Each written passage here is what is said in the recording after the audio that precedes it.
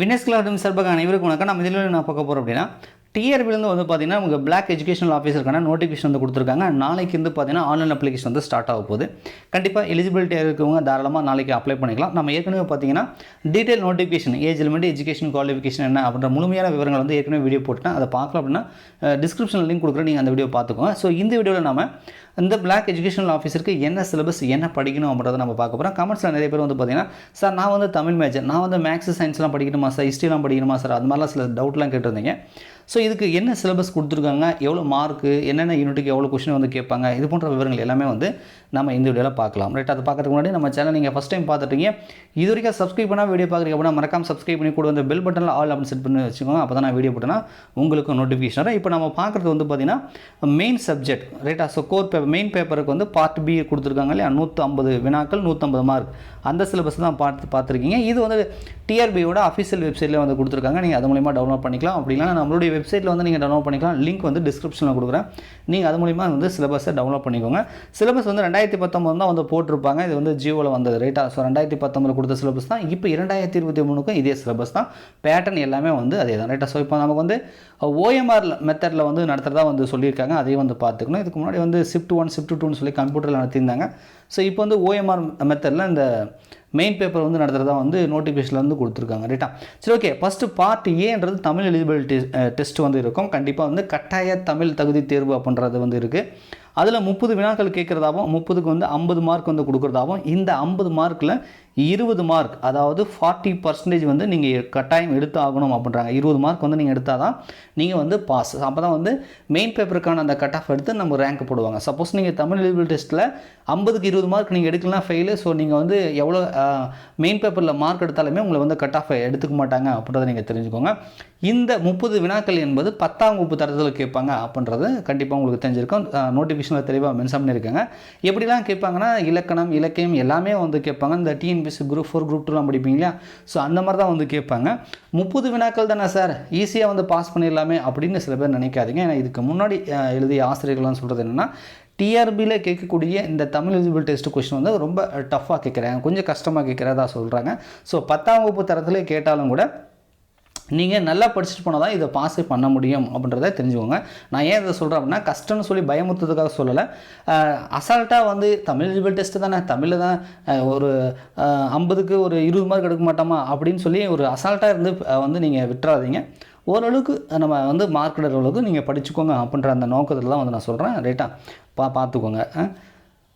Okay, இப்போ நம்ம main paper பார்க்கலாம். ஸோ மெயின் பேப்பரை பொறுத்த வரைக்கும் நமக்கு 150 மார்க் இருக்குது. ரைட்டா, 150 மார்க்கு 150 வினாக்கள் கேட்பாங்க. இதில் கோர் பேப்பருக்கு வந்து 110 வினாக்கள் 110 மார்க் இருக்கும். ஜிகேயில் ஒரு 10 கொஸ்டின் கேட்பாங்க, அப்போ 120 ஆயிடுச்சு. சைக்காலஜியில் ஒரு 30 வினாக்கள் வரும். ஸோ உங்களுக்கு டோட்டலாக 150 வினாக்கள் வந்து கேட்பாங்க. ரைட்டா, ஸோ 150 வினாக்கள் தான் நமக்கு வந்து இருக்குது. சரி, இப்போ ஒவ்வொரு யூனிட்டும் நமக்கு எத்தனை யூனிட் கொடுத்துருக்காங்க அப்படின்றத நம்ம பார்த்துக்கலாம். ஃபஸ்ட்டு வந்து பார்த்தீங்கன்னா நமக்கு தமிழ். ஸோ தமிழை பொறுத்த வரைக்கும் ஹிஸ்ட்ரி ஆஃப் தமிழ் லிட்ரேச்சர்னு கொடுத்துருக்காங்க.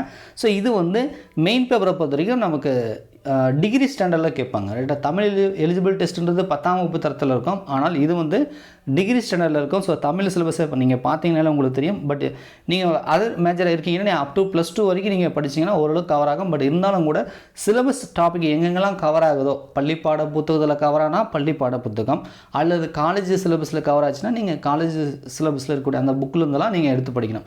நமக்கு என்ன சிலபஸ் கொடுத்துருக்காங்களோ அந்த சிலபஸ் டாபிக் எங்கே கவர் ஆகுதோ அதை படிக்கணும். ரைட்டா, ஸோ அது காலேஜில் கவர் ஆனாலும் சரி, வேறு எங்கே கவர் ஆனாலும் சரி, நீங்கள் அதெல்லாம் தேடி தான் வந்து நீங்கள் படித்தாகணுன்றதை நீங்கள் தெரிஞ்சுக்கோங்க. ஃபஸ்ட்டு வந்து தமிழை பொறுத்த வரைக்கும் ஆவரேஜாக சொல்லணும் ஒரு 15 வினாக்கள் வந்து கேட்பாங்க. ரைட்டா, 15 வினாக்கள் வந்து கேட்கறதுக்கு வாய்ப்புகள் இருக்குது. இது முன்னாடி அப்படி தான் கேட்டிருக்காங்க. ஒரு கொஸ்டின் முன்ன பின்ன வந்து கேட்பாங்க. ரைட்டா, அதேமாதிரி இங்கிலீஷில் வந்து பார்த்திங்கன்னா நமக்கு ஹிஸ்ட்ரி ஆஃப் இங்கிலீஷ் லிட்ரேச்சர் இது 2 விதமாக வந்து பிரிச்சிருக்காங்க. Development of prose, poetry, fiction, drama and grammar போட்டிருக்காங்க. Approach to literature, English language grammar and grammar அப்படின்னு போட்டிருக்காங்க. இதுலேயும் குறைந்தபட்சம் ஒரு 15 வினாக்கள். இதுக்கு முன்னாடி பார்த்தீங்கன்னா நடந்த தேர்வில் ஒரு 15க்கு பதிலாக 17 வினாக்கள் 16 வினாக்கள்லாம் வந்து கேட்டிருக்காங்க. இந்த ஆவரேஜாக சொல்கிறது 15 வினாக்கள்ன்றது ஒன்று 2 முன்ன பின்ன மாறும் அப்படின்றத நீங்கள் தெரிஞ்சுக்கோங்க. ரைட்டா, ஸோ 3வது யூனிட் வந்து பார்த்திங்க அப்படின்னா நமக்கு maths. So maths aptitude mental ability test கொடுத்துருக்காங்க. ஸோ இதில் வந்து பார்த்திங்க அப்படின்னா 20 வினாக்கள் வந்து இதுக்கு முன்னாடி கேட்டிருக்காங்க. 1 2 3 பின்ன இருக்கலாம். ஸோ தமிழ் இங்கிலீஷை தாண்டி மேக்ஸுக்கு வந்து அதிகப்படியான கேள்விகள் 20 வினாக்கள் கேட்டிருக்காங்க. ஒரு சில ஷிஃப்ட்டில் பார்த்தீங்கன்னா 17 வினாக்கள் 18 வினாக்களும் வந்து கொடுத்துருக்காங்க. ரைட்டா, ஸோ ஆவரேஜாக சொல்லணும்னா ஒரு 20 1 2 கூட குறைய வந்து வரதுக்கான வாய்ப்புகள் இருக்குது. ஸோ அடுத்து வந்து ஜென்ரல் சயின்ஸ் 4th யூனிட் வந்து ஜென்ரல் சயின்ஸ் வந்து கொடுத்துருக்காங்க. ஃபிசிக்ஸ், கெமிஸ்ட்ரி, பாட்னி, ஜுவாலஜி அப்படின்னு சொல்லியிருக்காங்க. இதெல்லாம் சேர்த்து நம்ம வந்து சயின்ஸாக வந்து பார்க்கணும், ஜென்ரல் சயின்ஸு. ஸோ இது ஒட்டுமொத்தமாக சேர்ந்து பார்த்தீங்கன்னா ஒரு 15 ஒரு 17 வினாக்கள் வந்து கேட்கறதுக்கு வாய்ப்பு இருக்குது. அப்படி தான் வந்து கேட்டிருக்காங்க. ரைட்டா? ஸோ அடுத்து வந்து 5th யூனிட்டை பொறுத்த வரைக்கும் நம்ம ஹிஸ்ட்ரி. ஸோ ஹிஸ்ட்ரியை பொறுத்த வரைக்கும் நீங்கள் பார்த்தீங்கன்னா நேஷ்னல் மூவ்மெண்ட், இந்திய தேசிய இயக்கம் மற்றும் வந்து நம்ம கான்ஸ்டியூஷன் பாலிட்டி இருக்கு இல்லையா, ஸோ அது ரெண்டும் மிங்கிள் பண்ணி வந்து கேட்குற மாதிரி வந்து கேட்பாங்க. ஸோ இது வந்து பார்த்தீங்கன்னா உங்களுக்கு புரிஞ்சிருக்கும். சவுத் இந்தியன் ஹிஸ்ட்ரியிலேருந்து அப்படியே 1 by 1 போட்டிருக்காங்க. ஹிஸ்ட்ரி கொஞ்சம் பெரிய டாப்பிக்காக இருக்கும். ரைட்டா? ஸோ ஹிஸ்ட்ரின்றது கொஞ்சம் பெரிய டாப்பிக்காக இருக்கும். கொஞ்சம் நிறையா கண்டென்ட் வந்து நீங்கள் படிக்கிற மாதிரி இருக்கும். ரைட்டா? இது வந்து நீங்கள் கொஞ்சம் அவுட்டர்லேருந்து படிக்கிற சோர்ஸாக தான் இருக்கும். கொஞ்சம் வந்து பார்த்து படிச்சுக்கோங்க. 5th யூனிட் ஹிஸ்ட்ரி இதை பொறுத்த வரைக்கும்.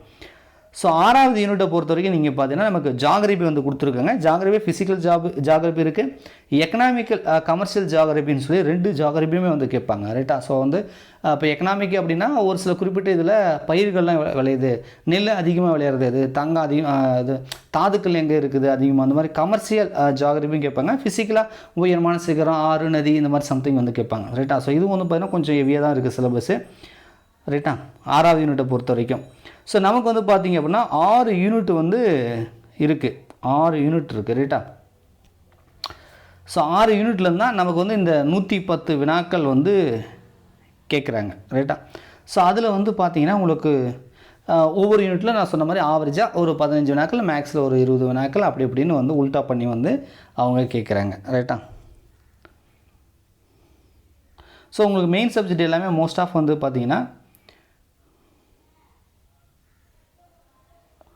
ஸோ 20 வினாக்கள் அப்படின்னு போட்டோம்னா 4 2 8, ஸோ 80 கொஷின் வருது.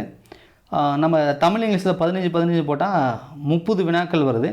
ஸோ 30 வினாக்கள் அப்படின்னு நீங்கள் போட்டிங்க அப்படின்னா உங்களுக்கு 110 கொஷின் வந்து வந்தது. ரைட்டா? ஸோ தமிழ் இங்கிலீஷை பொறுத்த வரைக்கும் ஆவரேஜாக சொல்லணும்னா ஒரு 15, தமிழ் 15, இங்கிலீஷ் 15. மீதி இருக்கக்கூடிய அந்த 4 யூனிட்டுக்கு வந்து பார்த்திங்க அப்படின்னா 4 2 8 20 கொஷின் நீங்கள் போட்டிங்கன்னா 80 கொஷின் வரும். ரைட்டா? ஸோ அதனால் 110 வினாக்கள் வந்து இதுலேருந்து வந்துடும். ரைட்டா? ஸோ வெயிட்டேஜ் சொல்கிறேன், ஒவ்வொரு யூனிட்டுக்கும் அந்த வெயிட்டேஜ். லாங்குவேஜுக்கு 15, மற்றதெல்லாம் வந்து 20. ஆனால் கொஷின் வந்து முன்ன பின்ன தான் இருக்கும். ரைட்டா? நம்பர் ஆஃப் கொஷின் பார்க்கும்போது முன்ன பின்ன இருக்கும். ஸோ அடுத்து வந்து ஜென்ரல் நாலேஜை பொறுத்த வரைக்கும் கரண்ட் அஃபேர்ஸ் 2 சேர்த்து தான் 10 கொஷின் கேட்குறாங்க. ஸோ இதில் எல்லாமே லேட்டஸ்ட் அப்படின்ற வார்த்தை வர்றது எல்லாமே கரண்ட் அஃபேர்ஸ் சேரும். மற்றதெல்லாம் பார்த்திங்கன்னா நமக்கு அந்த அவார்ட் கொடுக்குறது, புக்கு, ஆத்தரு, ஸ்போர்ட்ஸ் கேம் எல்லாமே வந்து கேட்பாங்க. ஸோ இது வந்து கரண்ட் அஃபேர்ஸ் வந்து நீங்கள் 6 மாதம் படித்த போதுமா அப்போல்லாம் கேட்காதீங்க. 1 இயர் வந்து கரண்ட் அஃபேர்ஸ் வந்து படிக்கிற மாதிரி இருக்கும். கேட்குறது 10 கொஷின் இருந்தாலும் 1 இயர் கரண்ட் அஃபேர்ஸ் கேட்பாங்க. அதை தாண்டி ஜிகேவும் இதில் மிங்கிள் ஆகிறதுனால ஒரு சில எப்போ நடந்த நிகழ்வுனாலும் கேட்பாங்க. ஹிஸ்ட்ரியிலேருந்து கூட சம்டைம்ஸ் ஜிகேல வந்து கேட்கறது உண்டு. ரைட்டா? சோழர்கள், சேரர்கள், இந்த கோயில் கட்டடக்கலை, இந்த மாதிரி தமிழ் ஹிஸ்ட்ரியை பற்றி கூட பார்த்தீங்கன்னா ஜிகேல வந்து கேட்பாங்க. எப்படினாலும் கேட்பாங்க. சிலபஸ் கொடுத்துருக்காங்க. சிலபஸ் இருக்குது என்னென்னா நமக்கு வந்து latest diary of event, national symbol, profile of state, இந்த மாதிரி வந்து கேட்டிருக்காங்க. News, sports, game, book, author, award, honours, latest historical event, India, its neighbours, science and technology பற்றி, latest invention of science and technology, science இதில் புதுசாக கண்டுபிடிக்கிறது பற்றி, latest Discovery இன் health சயின்ஸில் கண்டுபிடிக்கிறது, மாஸ் மீடியா அண்ட் கம்யூனிகேஷன் சொல்லி வந்து கொடுத்தாங்க. மோஸ்ட் ஆஃப் வந்து கரண்ட் அஃபேர்ஸ் பெஸ்ட்டாக தான் இருக்குது. ஆனாலும் ஜென்ரல் நாலேஜ்னு போட்டிருக்கிறதுனால ஒரு சில கேள்வி வந்து கொஞ்சம் மாற்றி எப்படினாலும் வந்து கேட்பாங்க. ஸோ ஜென்ரல் நாலேஜ் எங்கேருந்து கேட்போனே பல பேருக்கு ஒரு ஐடியாவே இருக்காது. பட் ஓரளவுக்கு நம்ம தொடர்ச்சியாக நியூஸ் பேப்பர் ரீடிங், மீடியாக்கள் நம்ம அப் டு டேட்டில் இருந்தோம்னா ஓரளவுக்கு அட்டன் பண்ண முடியும். ரைட்டா? இவங்க என்ன சிலபஸ் கொடுத்துருக்காங்க அதை வச்சு ஓரளவுக்கு நீங்கள் கவர் பண்ணினாலே 10க்கு ஒரு முக்கால்வாசியாவது நம்ம எடுத்துடலாம். ரைட்டா? ஒன்றும் பிரச்சனை ஒன்றும் கிடையாது.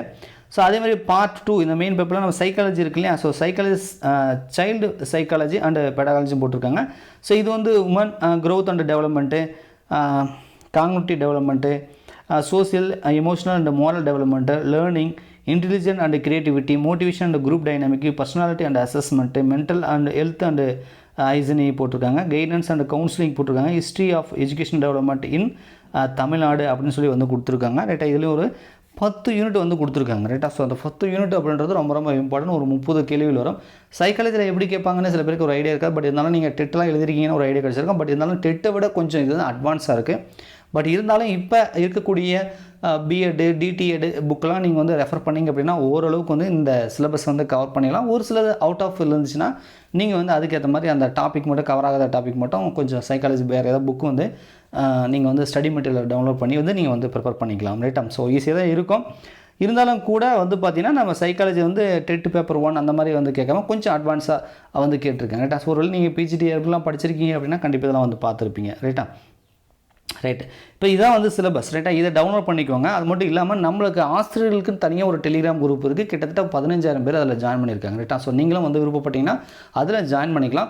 நம்ம டெலிகிராம் குரூப்பில் பார்த்தீங்க அப்படின்னா மாடல் கொஷின் பேப்பர், அது மட்டும் சிலபஸ், அது நோட்டிஃபிகேஷன், அது மட்டும் இல்லாமல் ப்ரீவியஸ் இயர் கொஷின் நடந்துச்சுல, ப்ரீவியஸ் இயர் எக்ஸாம் நடந்துச்சு இல்லையா, ஷிஃப்ட் 1 2 3ன்னு நிறையா கொஷின் பேப்பர் இருக்குது இல்லையா, அது எல்லாமே பிடிஎஃப் வந்து ஷேர் பண்ணியிருக்காங்க. நம்ம டெலிகிராம் குரூப்பில் ஃபைல்ஸ் அப்படின்னு ஒரு செக்ஷன் இருக்கும்.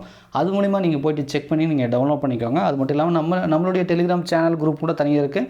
அதுலேயுமே நான் வந்து ஷேர் பண்ணுறேன். நீங்கள் அது மூலிமா ப்ரீவியஸ் இயர் கொஷின் வந்து டெவலப் பண்ணி அந்த ப்ரீவியஸ் இயர் கொஷின்லாம் வந்து சால்வ் பண்ணி பாருங்கள். கீ ஆன்சர் வந்து டிஆர்பி வெப்சைட்டில் கொடுத்துருப்பாங்க. பட் இருந்தாலும் கூட மேக்ஸ்லாம் அது எப்படி வருது, எந்த மாதிரி கொஷின் கேட்டிருக்காங்கன்னு பாருங்கள். ஏன்னா முதல் முறையாக சம்டைம் சில பேர் படிக்கிறீங்க அப்படின்னா ப்ரீவியஸ் இயரில் எப்படி கொஷின் கேட்டிருக்காங்க, எந்த மாதிரி வந்திருக்கு, எந்தெந்த பகுதியிலேருந்து வந்திருக்கு, ஸோ அதெல்லாம் ஒரு ஐடியா கிடச்சதுனா தான் உங்களுக்கு புதுசாக படிக்கிறது கரெக்டாக இருக்கும். So syllabus with previous year question ரெண்டுத்தையும் நீங்கள் வந்து பார்த்து அண்டர்ஸ்டாண்ட் பண்ணிவிட்டு அதுக்கப்புறமா நீங்கள் படிக்க ஸ்டார்ட் பண்ணிங்கன்னா ஈஸியாக இந்த எக்ஸாமில் வந்து பாஸ் பண்ணிக்கலாம்னு சொல்லி நான் வீடியோ முடிச்சிடறேன். ஸோ டீட்டெயில் சிலபஸ் என்ன பண்ணுறது நான் கொடுத்தாச்சு. இது உங்களுக்கு பிடிஎஃப் தேவைப்பட்டுச்சுன்னா லிங்க் டிஸ்கிரிப்ஷனில் கொடுக்குறேன். அது மூலிமா நீங்கள் டவுன்லோட் பண்ணிக்கோங்க. மேற்கொண்டு உங்களுக்கு ஏதாவது சந்தேகம் இருந்துச்சு அப்படின்னா கமெண்ட்ஸில் கமெண்ட் பண்ணுங்கள். வீடியோ பிடிச்சா மறக்காம லைக் பண்ணுங்கள். நன்றி, வணக்கம்.